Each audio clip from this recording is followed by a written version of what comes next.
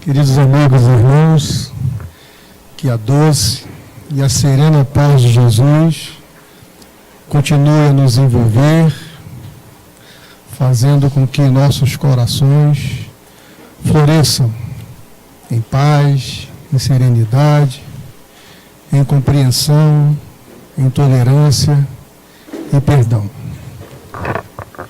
Desejamos a todos que estão vindo pela primeira vez à nossa casa, a Uniluz, que sintam-se recebidos, acolhidos, envolvidos por todos nós, trabalhadores encarnados e desencarnados. E os que estão aqui pela segunda, terceira, enésima vez também se sintam amparados e acolhidos por todos nós. Na noite de hoje nós vamos fazer algumas reflexões sobre o tema Jesus e os 500 da Galileia. Vamos conversar um pouco sobre a Galileia, sobre o mar da Galileia, sobre o monte onde esses 500 da Galileia se reuniram. Mas antes, vamos fazer algumas reflexões a respeito das comemorações do dia anterior.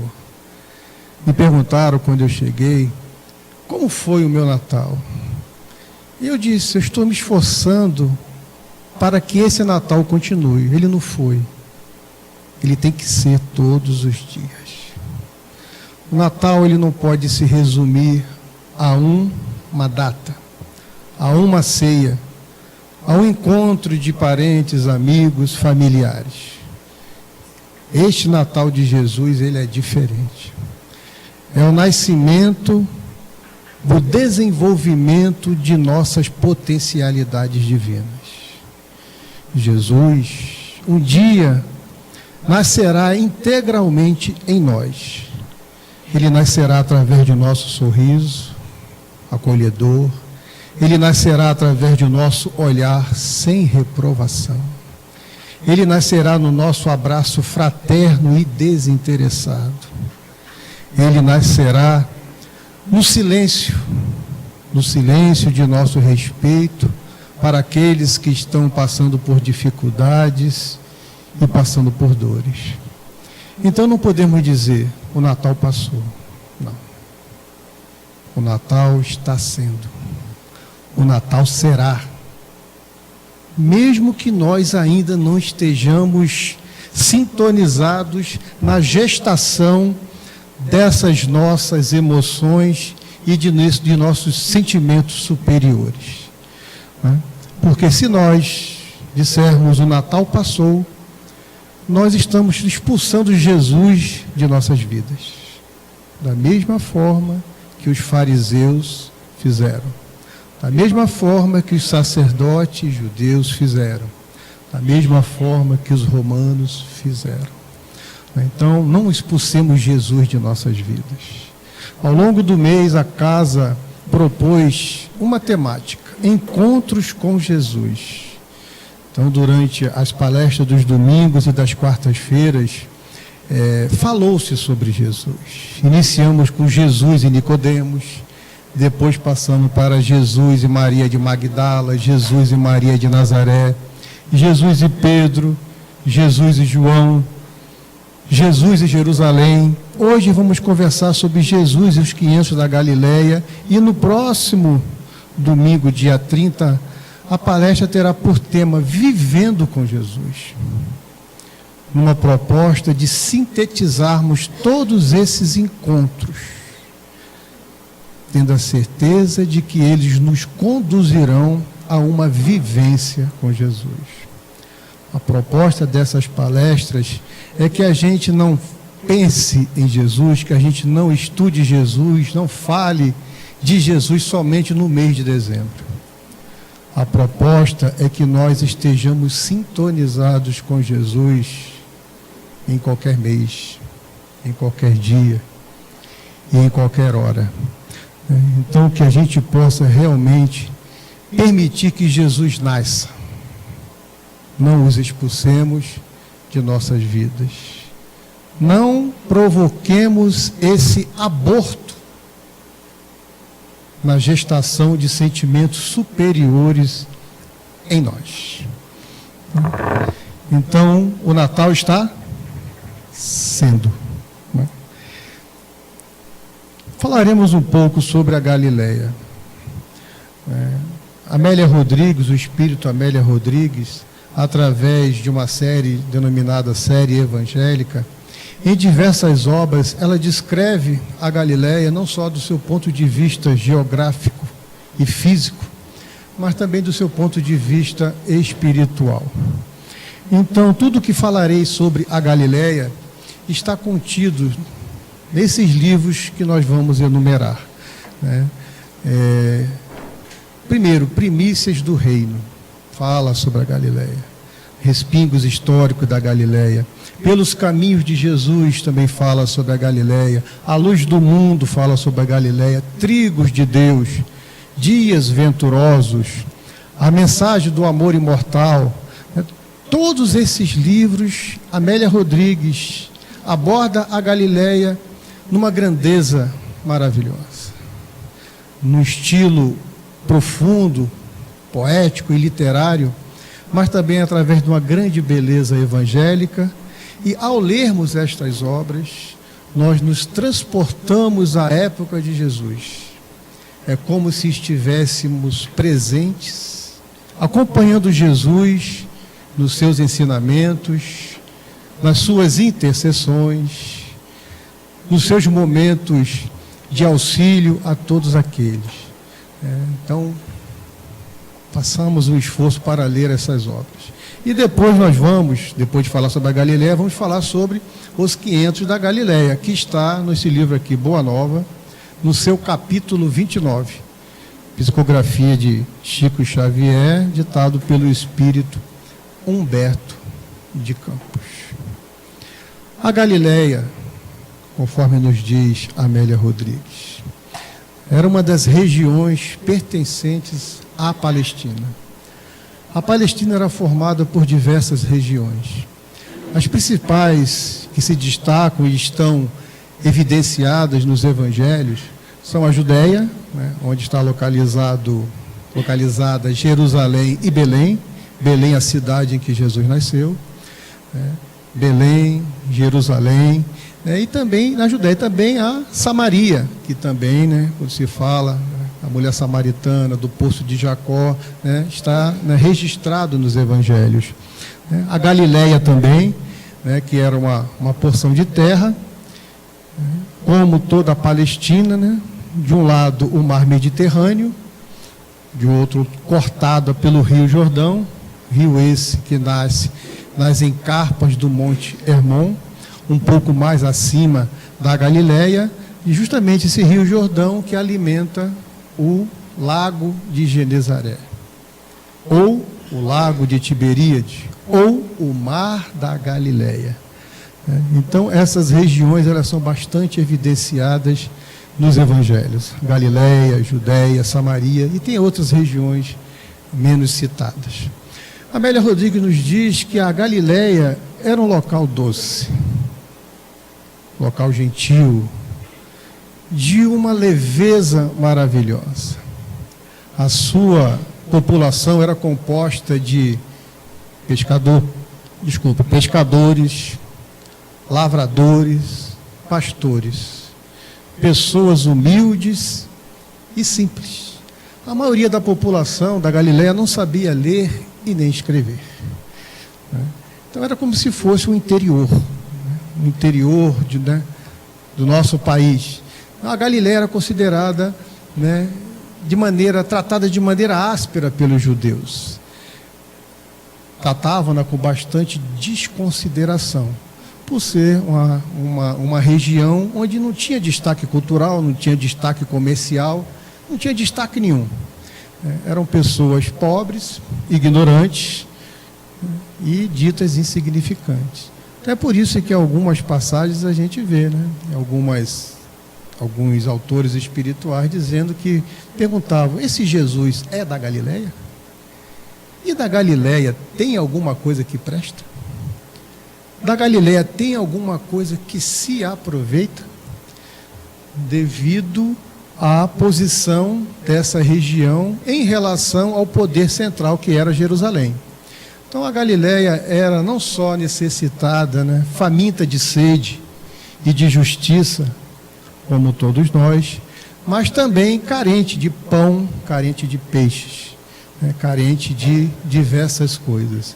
Era uma região que o poder central não dava muita atenção e não tinha muito bons olhos para com ela. Essa região da Galileia, né, como havíamos dito, de um lado o mar Mediterrâneo,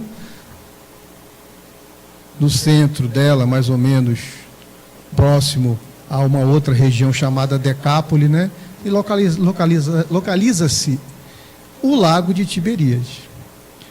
O Lago de Tiberíades, ou o Lago de Genezaré, ou o Mar da Galileia, como nós havíamos falado, é um só lago. Mas um lago de grandes proporções. Pesquisando na Wikipédia, nós vimos que esse lago tem 19 quilômetros aproximadamente de comprimento, por 13 quilômetros de largura na sua maior extensão. A média de profundidade deste lago é de 25,6 metros. Em algumas áreas alcança até 43 metros de profundidade. Então, devido a essas proporções, era considerado um mar. Um mar. E nesse mar, lago, haviam diversas cidades que o circundavam. Cafarnaum, cidade onde Jesus fixou residência, nasceu em Belém, passou a sua infância e foi criado em Nazaré. Nazaré também faz parte da Galileia, um pouquinho mais ao sul do lago. Então, em Cafarnaum, Jesus fixou residência. Foi acolhido por Pedro, na casa de Pedro. A casa de Pedro ficava na beira do lago de Genezaré, em Cafarnaum. Então, foi em Cafarnaum que Jesus transitou bastante. Mas também ele transitou em Caná. Vocês lembram as bodas de Caná? Foi os primeiros ensinamentos públicos de Jesus. Foi em Caná, que também fica na Galileia. Além de Cafarnaum, também temos do outro lado Magdala. Lembra? Maria de Magdala. Tem Genezaré também. Uma parte do lago margeando Genezaré deram o nome de Lago de Genezaré. Outra cidade de Tiberíades deram o nome também de Lago de Tiberíades. Mas é um único lago. Esse lago ele era venerado pelos galileus. Por quê? Pela sua abundante vegetação e fertilidade. Cidades à beira do lago eram verdes, eram férteis. Em Cafarnaum, há uma passagem que Jesus se encontra com o senador Públio Lentulus. Vocês lembram? No livro Há 2000 anos, onde na descrição de Emmanuel, fala que o senador foi ao encontro de Jesus em Cafarnaum, naquela grama verdejante, à beira do lago, no meio daquela vegetação maravilhosa. Então toda aquela área era brindada pelas belezas naturais. Cafarnaum.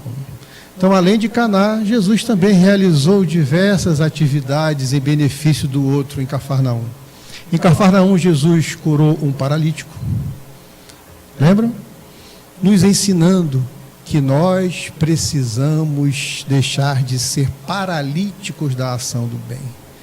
A atitude de Jesus não foi simplesmente curar uma paralisia física, mas principalmente a paralisia da alma. A alma que não age no bem, a alma que não pensa no bem, a alma que não ora para o bem do outro e do próximo. Então, todos os ditos milagres que Jesus fez foi um convite à reflexão de nossa natureza imortal e de nossas escolhas e de suas consequências. Em Cafarnaum, Jesus também curou a sogra de Pedro. Em Cafarnaum, Jesus também acolheu aqueles ditos endemoniados, mas também foi no Mar da Galileia que Jesus também realizou outras coisas. Não foi no Mar da Galileia que houve aquela pesca abundante, joga a rede para a esquerda, joga a rede para a direita, joga a rede para cá, e a rede encheu-se de peixe. No mar da Galileia, Jesus caminhou sobre as águas, né, mostrando para Pedro que precisamos ter fé e confiança. Então houve muitas atividades de Jesus na Galileia. Por que Jesus escolheu a Galileia para ser a base de suas ações? Humildade. Era um povo humilde, era um povo simples, um povo que não se dedicava e nem utilizavam suas energias para questões políticas, para questões sociais, para conquistas, para poder, para dominação. Não. O povo pensava simplesmente em cuidar de si, cuidar da sua terra, prover honestamente os meios necessários à subsistência. E o Mar da Galileia tornou-se, durante um longo tempo, a fonte principal de subsistência para toda aquela região. Pescavam no Mar da Galileia, pescavam no Mar Mediterrâneo, mas também pescavam no Rio Jordão. Então, aquela região era basicamente agro, pastoril e subsistência da pesca. Por que estamos falando da Galileia? Para que a gente possa aceitar o convite de Amélia Rodrigues e nos transportarmos para aquela região, onde o povo socorriam-se mutuamente, onde o povo se ajudava nas dificuldades, eram solidários no sofrimento. A bondade, a gentileza, a alegria. Amélia Rodrigues diz que era considerado um povo ingênuo e sonhador. Apesar do domínio que sofriam, da situação de escravos por que passavam, a humildade que havia em seus corações suplantavam tudo isso. Então Jesus, certamente, tendo planejado com a espiritualidade que o assistia, reencarnar e trabalhar na divulgação das leis de Deus e vivenciar a lei de amor naquele meio. Por quê? Porque os galileus estariam mais receptivos ao seu convite de perdoar, de amar, de não julgar. Teriam ouvidos para ouvir a sua mensagem luminosa. E teriam condições de sintonizar com a sua palavra imortal, eterna. Então a Galileia, ela foi preparada. Espíritos renasceram naquela região para colaborar com Jesus na sua missão. Não só os que reencarnaram, mas como também todos os espíritos que estavam na dimensão espiritual, dando esse apoio e irradiando todo o amor de seus corações. O que nós podemos verificar no livro Maria de Nazaré, de Miramês, né? Então, preparar o renascimento, a encarnação de Jesus, né? Ele não renasceu, ele encarnou. Houve todo um preparo espiritual. Então, a Galileia era um local humilde, simples, de bondade, de gentileza. Precisamos transformar os nossos corações, que ainda são uma Judéia de estradas ásperas, vazias de sentimento de gentileza, vazias de sentimento de bondade, vazia de sentimento de compreensão, e construir a Galileia espiritual nos nossos corações. Por quê? Se nós não construirmos um ambiente de humildade e de simplicidade, nós não vamos conseguir sintonizar com Jesus. E, por conseguinte, não vamos ampliar o Natal de um dia para todos os dias do nosso ano.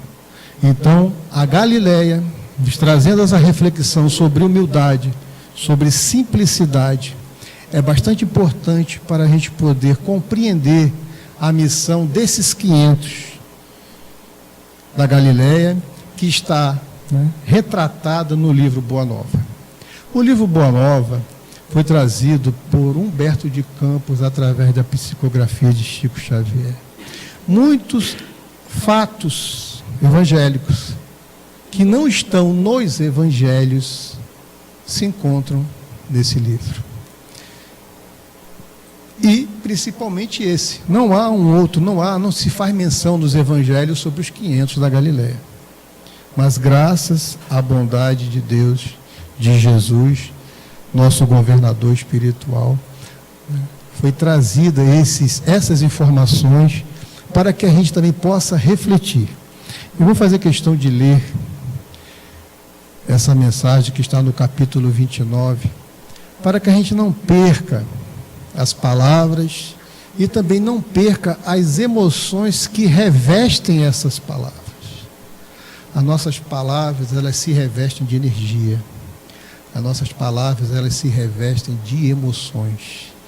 Então, quando nós fazemos uma leitura do Evangelho ou de um livro que nos transporta para esse contexto evangélico, se realmente estivermos sintonizados, nós vamos captar essas emoções.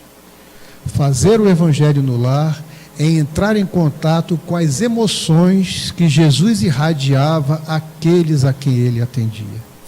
É por isso que a gente sempre pede, ou aqui na tribuna, ou no atendimento fraterno, façamos o Evangelho no lar. O Evangelho no lar é um Natal. É um Natal que nós estamos permitindo que aconteça uma vez por semana. Estamos entrando em contato com Jesus e com as suas emoções amorosas.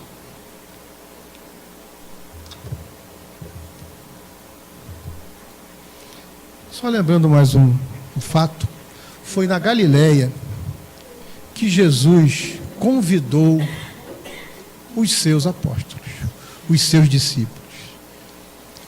11 discípulos de Jesus eram da Galileia.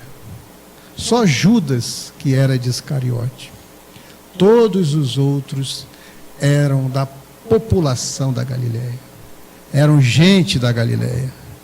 Eram pessoas rudes, mas com simplicidade, com humildade.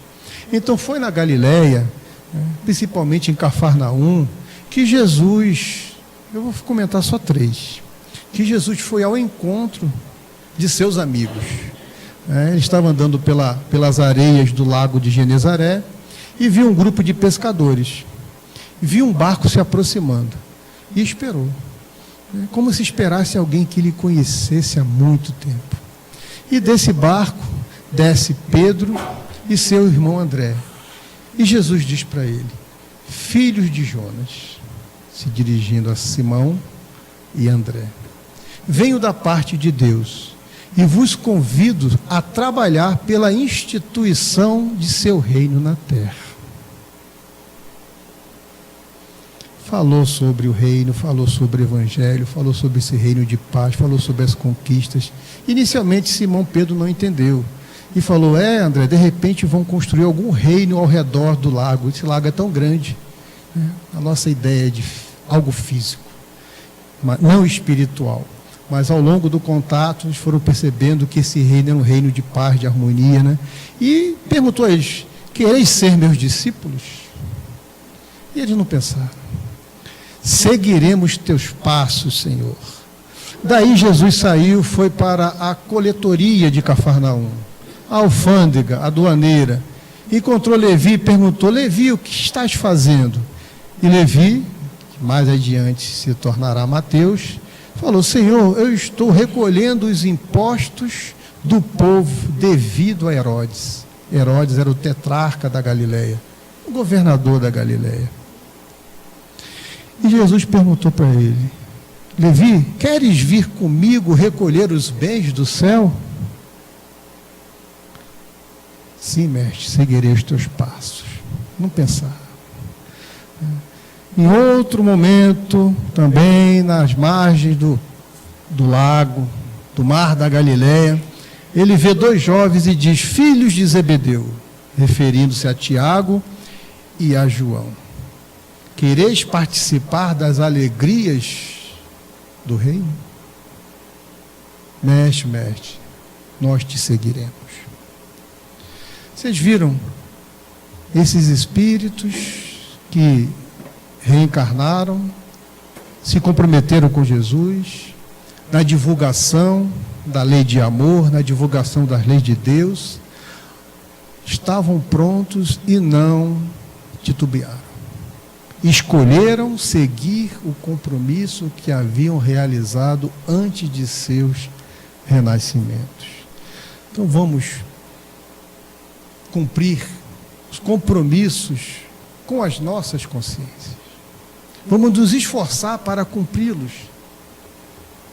Tendo em vista que, devido ao nosso orgulho, egoísmo, inveja e vaidade, nós não conseguimos cumprir integralmente com tudo aquilo que nós, antes de renascer, nós combinamos. Vamos nos esforçar. Já podemos fazer bastante coisa. Então, a Galileia,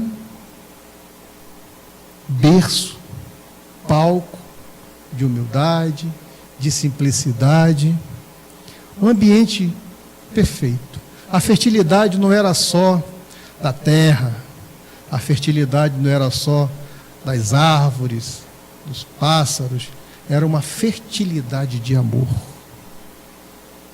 Outra reflexão. Precisamos fertilizar nossos corações. Precisamos torná-los produtivos nas ações do bem. Precisamos alterar a paisagem de um lago que há em nós. Precisamos realmente trabalhar no bem, em benefício de nossa própria felicidade. Mas Humberto de Campos começa o capítulo 29, que tem por tema, vou repetir, os 500 da Galileia, que se encontra no livro Boa Nova, e o que nós acabamos de falar sobre os discípulos também está no capítulo 3 do livro Boa Nova, Primeiras Peregrinações, também está no capítulo 4 do livro Boa Nova, que tem por tema a família Zebedeu. Sugiro também a leitura do livro Boa Nova e também do Há 2000 anos. Começa Humberto de Campos. Depois do Calvário, verificadas as primeiras manifestações de Jesus no cenáculo singelo de Jerusalém, nós sabemos que depois da crucificação, passou-se um dia, né? E ele apareceu para 3 mulheres. Maria de Magdala, a Maria, mãe de Tiago e João, e uma outra chamada Salomé. Também está no livro Boa Nova. Ele já havia aparecido, houve uma aparição para essas mulheres. Então, depois desses eventos, apossara-se de todos os amigos sinceros do Messias uma saudade imensa de sua palavra e de seu convívio. Amigos sinceros, amigos transparentes, verdadeiros amigos de Jesus. Sentia uma saudade imensa, uma saudade intensa de sua palavra e de seu convívio. Haroldo Dutra Dias, numa palestra que tem esse mesmo tema, os 500 da Galileia, ele comenta algo mais ou menos que eu vou tentar retratar aqui.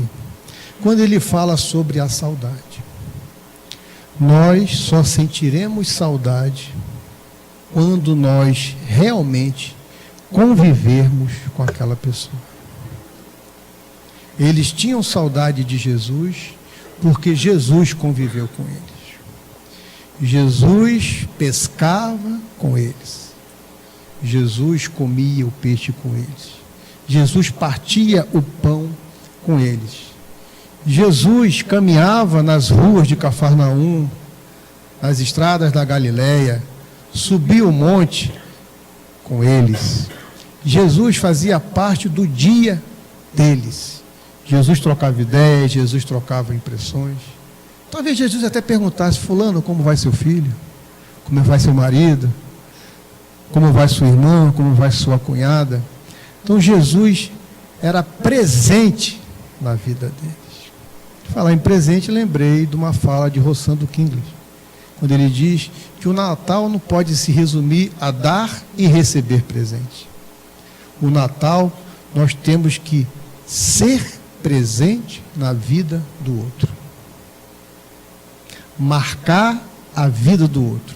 Fazer a diferença positiva, salutar, benévola na vida do outro.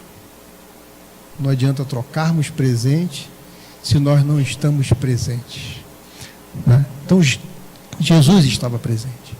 Eles sentiam saudade porque Jesus participou de suas vidas. Nós realmente só sentimos saudades daqueles com quem convivemos realmente, daqueles que sinceramente dividimos a nossa existência.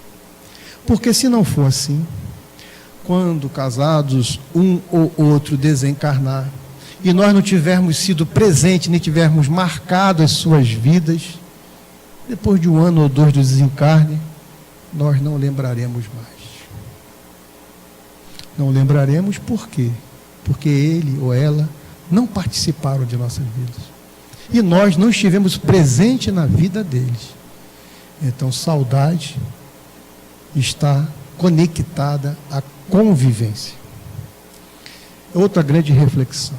Se não estivermos sentindo saudade de Jesus de ontem para hoje, é porque Jesus não faz parte de nossas vidas. É porque nós não permitimos essa convivência conosco. Ou nós não nos dedicamos a conviver, né, com Ele. Um pleonasmozinho, né? Convivência é viver com, né? Mas conviver com Ele. Vamos refletir. Se não tivermos saudade de um marido, de uma esposa, quando formos trabalhar, ou de um filho, vamos refletir. O que preciso eu mudar em minha conduta, em minhas ações, para que esse sentimento de amor, a saudade é um sentimento de amor, floresça, surja. Quando aqueles que partem temporariamente, nossos entes amados, eles não morrem. A morte é um fenômeno biológico. Quando eles se ausentam temporariamente de nossa convivência e de nossa presença, que a saudade que sintamos dele seja salutar, não seja desesperadora e nem seja egoísta. Muita gente diz quando o marido ou a esposa morre, né? O que será de mim agora? Nós já temos uma concepção de nossa imortalidade. Jesus veio nos dizer: a morte não existe. Ele veio nos dizer: nós somos imortais.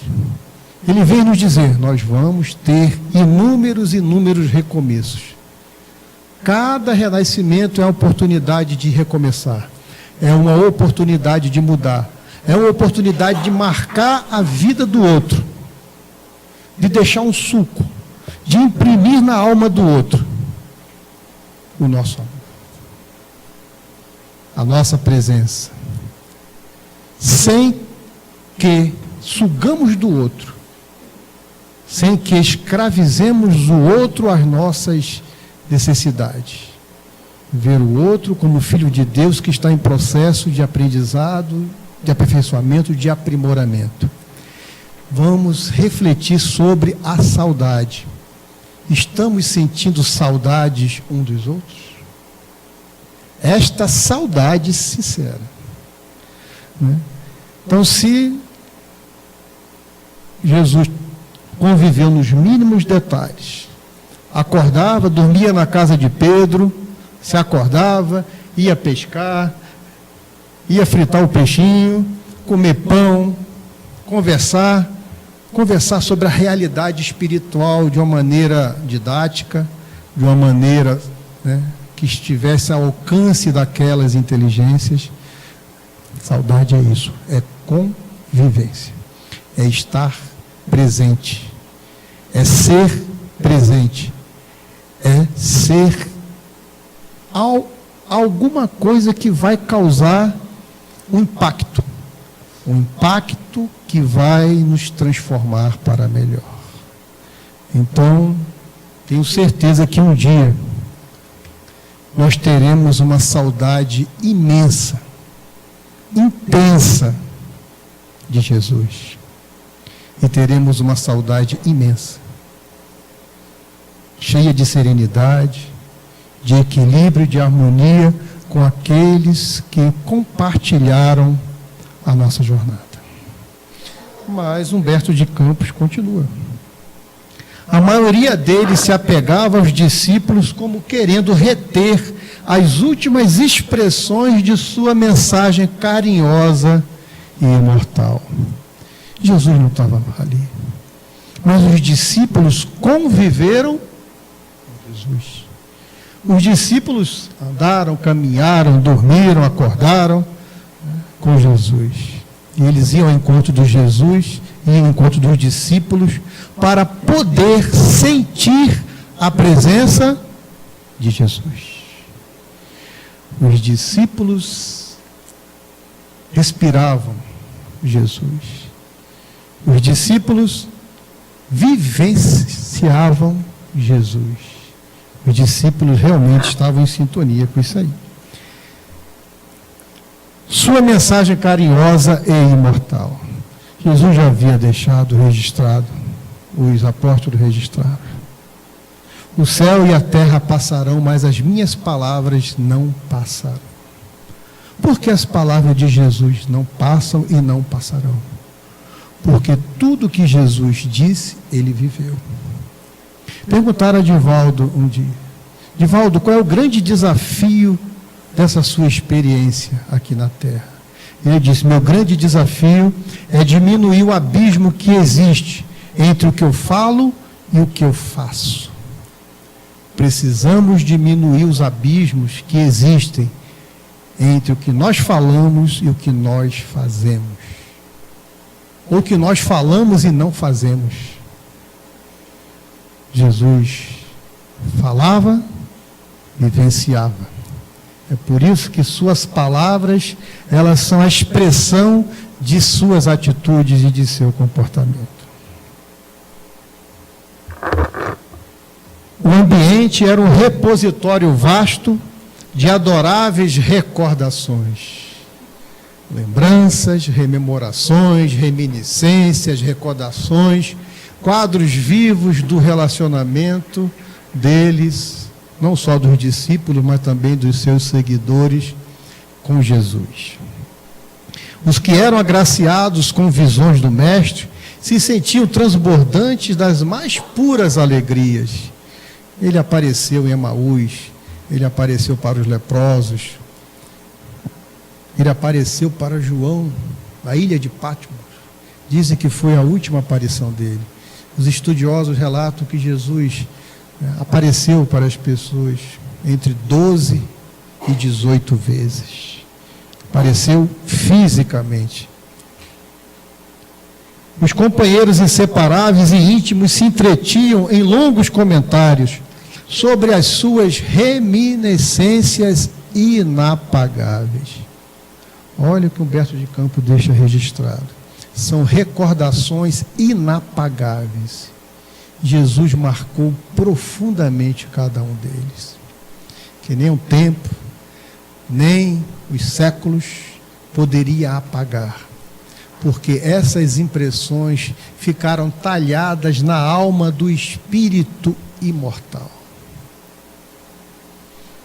Tanto é que quando Jesus os convidou, eles aceitaram prontamente.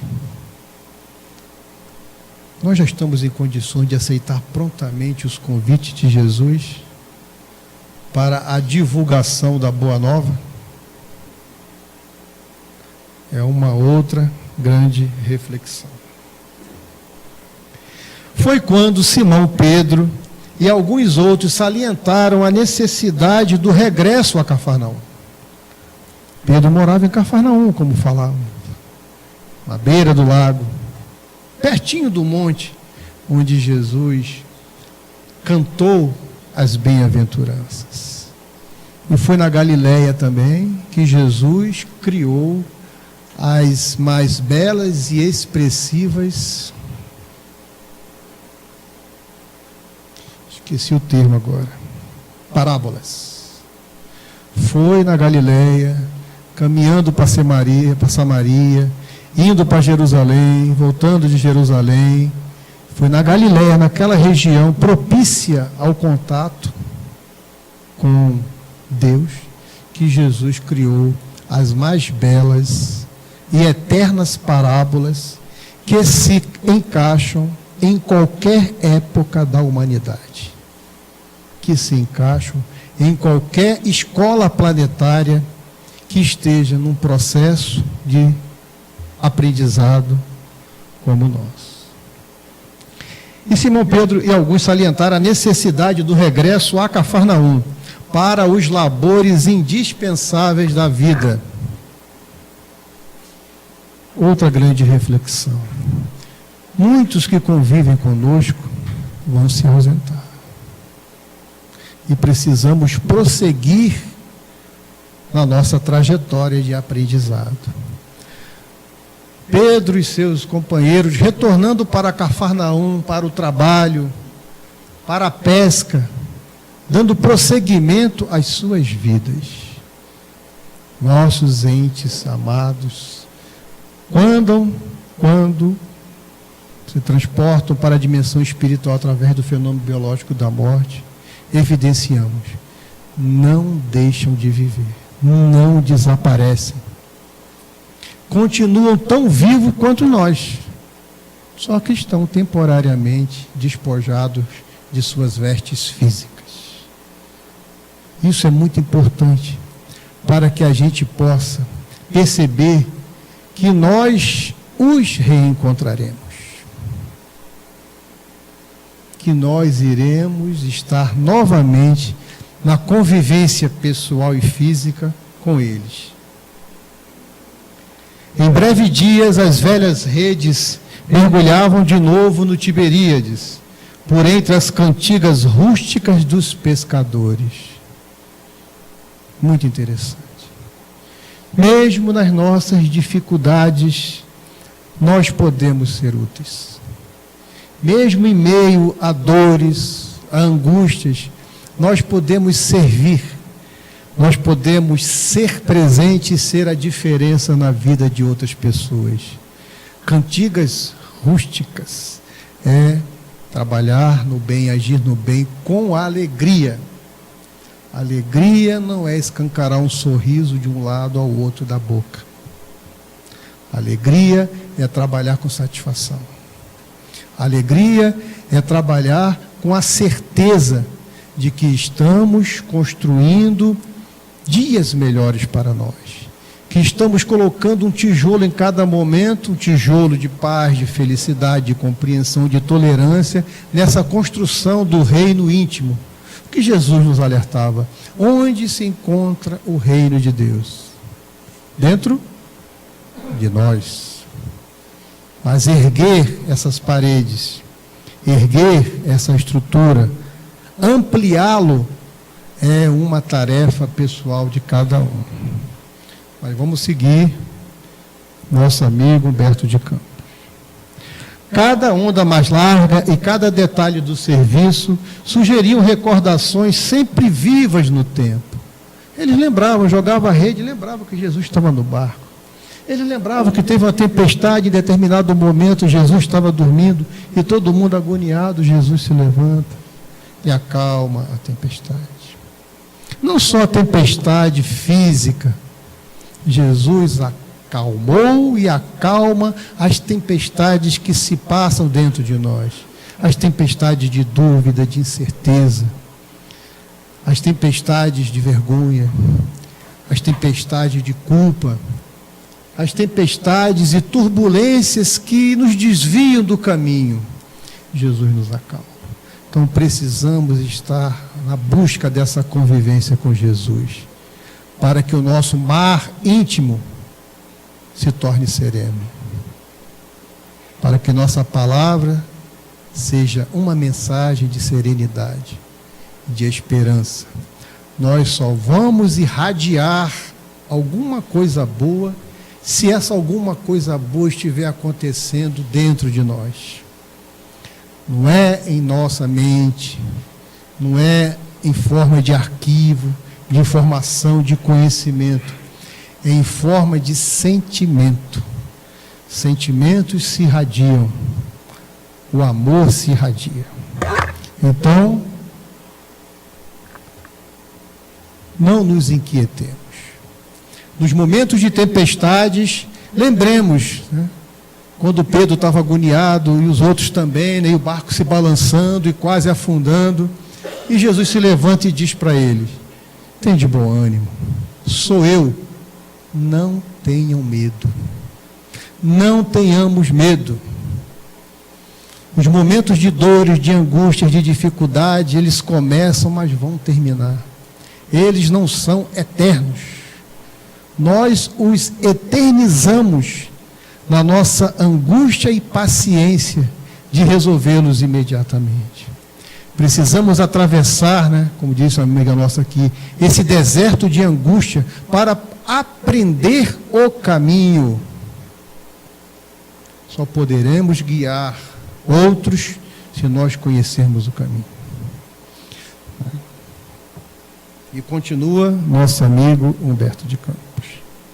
As refeições ao ar livre lembravam o contentamento de Jesus ao partir o pão.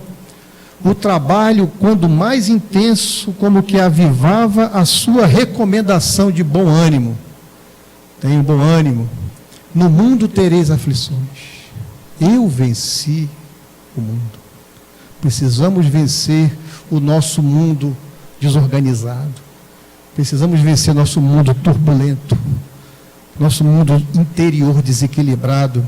Precisamos da calmaria, precisamos torná-lo sereno. Embebidos na poesia da natureza, os apóstolos organizavam os mais elevados projetos com relação ao futuro do Evangelho. Os discípulos se reuniam, planejando, pensando o que fazer da boa nova, o que fazer daquela pérola que o garimpeiro divino deu a cada um de seus corações. O que fazer? Então eles planejavam o que fazer com o que havia recebido de Jesus.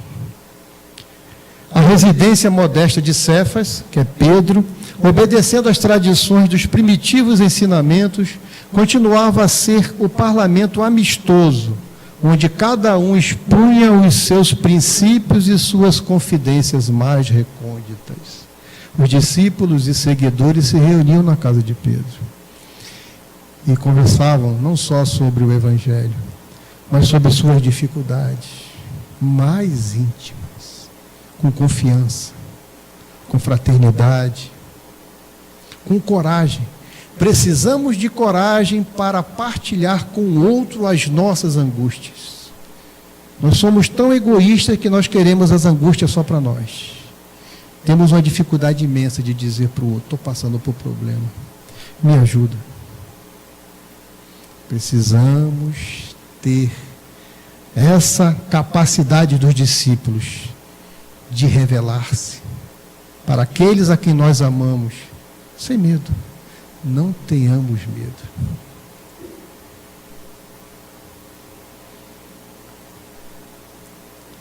Mas, ao pé do monte, onde o Cristo se fizera ouvir algumas vezes, se Jesus se fez ouvir algumas vezes ao pé do monte, quer dizer que ele subiu e desceu ao monte muitas vezes. Se Jesus convivia, participava do dia a dia, então várias vezes ele foi ao monte, e diversas vezes a multidão faminta de paz, sedenta de justiça e de verdade, estavam buscando o alimento espiritual. Então Jesus cantou as bem-aventuranças diversas vezes.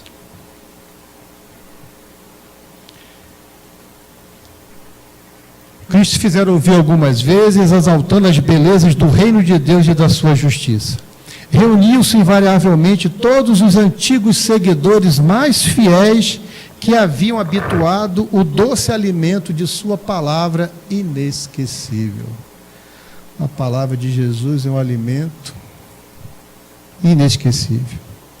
Os discípulos não eram estranhos a essas rememorações carinhosas e, ao cair da tarde, acompanhavam a pequena corrente popular pela via das recordações afetuosas. Falava-se vagamente que o mestre voltaria ao monte para despedir-se. Alguns dos apóstolos aludiam às visões em que o Senhor prometia fazer de novo ouvida a sua palavra, num dos lugares prediletos das suas pregações de outros tempos. Qual o local predileto das pregações de Jesus de outros tempos? No monte. Numa tarde de azul profundo, a reduzida comunidade de amigos do Messias, ao lado da pequena multidão. Que multidão era eles? Essa? Dos 500 da Galileia. Reuniu-se em preces no sítio solitário. João havia comentado as promessas do Evangelho. Viam-se ali algumas centenas de rostos embevecidos e ansiosos. Eram romanos de mistura com judeus desconhecidos, mulheres humildes conduzindo os filhos pobres e descalços. Pessoas simples, pessoas humildes. Eram velhos respeitáveis, cujos cabelos alvejavam a neve dos repetidos invernos da vida. Então, a presença de Jesus era esperada. Já se ouvia falar. Né? Ele dissera que iria se despedir dele. E surgiu uma figura luminosa. Era ele. Seu sorriso desabrochava tão meigo como ao tempo glorioso de suas primeiras pregações. E ele falou uma linguagem, a alma imortal. Uma linguagem silenciosa de palavras, mas cheia de sentimentos. Amados. Ele não falou discípulos, não falou amigos, não falou companheiros, ele falou amados. Como se dissesse, eu amo vocês. E cada um escutou na câmara secreta do seu coração. Enviei meus discípulos como ovelhas ao meio de lobos, e vos recomendo que lhe sigais os passos no escabroso caminho depois dele. É a vós que confio a tarefa sublime da redenção pelas verdades do Evangelho. Eles serão os semeadores da Boa Nova, se dirigindo aos 500 da Galileia, e vocês serão o fermento divino. Ou seja, vão ampliar, o fermento amplia a massa, leveza da massa. Então esses 500, eles irão ampliar a Boa Nova, ampliar o Evangelho, ampliar o reino de Deus, vivenciar o Evangelho. E como isso se dará? O texto é mais longo, mas vamos tentar sintetizar. Jesus disse, a vocês será dado o serviço de evangelização das comunidades terrestres. E esses 500 reencarnaram em diversos pontos do globo. Em cidades de destaque, em vilas pequenininhas, no meio acadêmico, no meio artístico, no meio cultural, no meio musical. Reencarnaram em diversas igrejas, vivenciando o Evangelho. Ampliando a massa de amor e de carinho. E esses espíritos vêm reencarnando ao longo do tempo. Continuarão reencarnando. Mas a nossa grande reflexão da noite, que poderia sintetizarmos, nós já fazemos parte desses 500, que já não são mais 500, são 5 milhões, 50 milhões, 100 milhões. Nós já fazemos parte dos 500 da Galileia. Nós já estamos com Jesus no monte, ouvindo suas orientações, e ele continua dizendo, e jamais vocês estarão sozinhos. a minha presença será constante em suas vidas, mas que essa presença permaneça constante, era necessário que eles buscassem um Natal constante, uma sintonia constante. Então, Jesus nos convida a todo instante a servirmos com Ele. Veja bem, nós já nos servimos de Jesus, nós já servimos a Jesus, mas o momento de madureza espiritual é servir com Jesus. É o que retrata a convivência, parceria, amizade, intimidade. Que a gente possa se esforçar ao longo do ano a nos tornarmos um dos 500 da Galileia, e que a Galileia espiritual possa reflorir a todo instante em nossos corações, que as brisas do mar de bondade de Deus, que os ventos de alegria e de confiança do coração de Jesus possa alcançar-nos, e que a gente permita que Jesus esteja caminhando na região de nosso coração. Muita paz a todos.